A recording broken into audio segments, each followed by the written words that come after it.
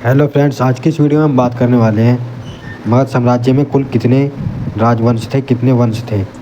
वैसे तो ये टोटल 7 वंश थे, लेकिन बात करें मुख्य 3 राजवंशों की तो मगध राज्य पर मुख्य रूप से 3 प्रमुख राजवंशों ने शासन किया है, जिनमें हर्यक वंश और शिशुनाग वंश और नंद वंश प्रमुख माने जाते हैं। इन्होंने कई सालों तक इस पर साम्राज्य बनाकर अपना राज करा था।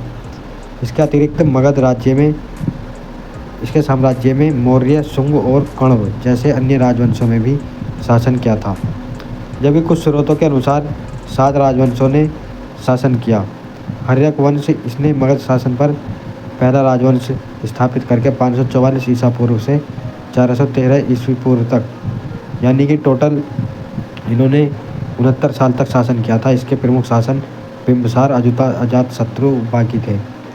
शिशुनाग वंश की बात करें तो 413 ईस्वी से लेकर 345 ईस्वी तक शासन किया और नंद वंश 43 साल तक शासन किया। इसमें मौर्य वंश भी शामिल था।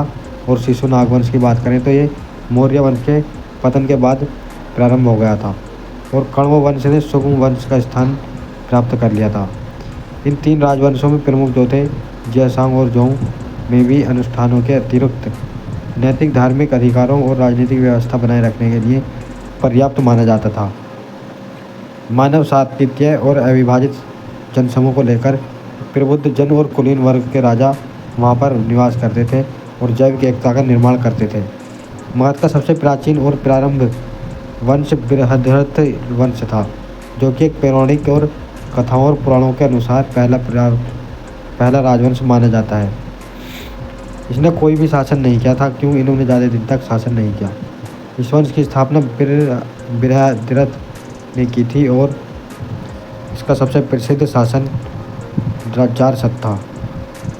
इसके बाद हर्यक और शिशुनाग और नंद जैसे अन्य राजवंशों ने शासन किया, जो BC से 400 BC से आगे तक किया था।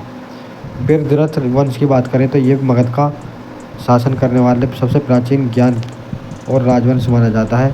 पुराणों और भारत के अनुसार चेदिराज के पुत्र ने इस पर शासन किया और अभी राजधानी को इस वंश की स्थापना करने में शामिल किया। प्रतापी शासक इस वंश का सबसे प्रतापी शासक जरासंध था, जो बृहद का पुत्र था। इसके बाद का वंश बृहद्रथ वंश के हर्यक वंश में स्थापन हुई, जिसने बिंबिसार ने स्थापना की थी।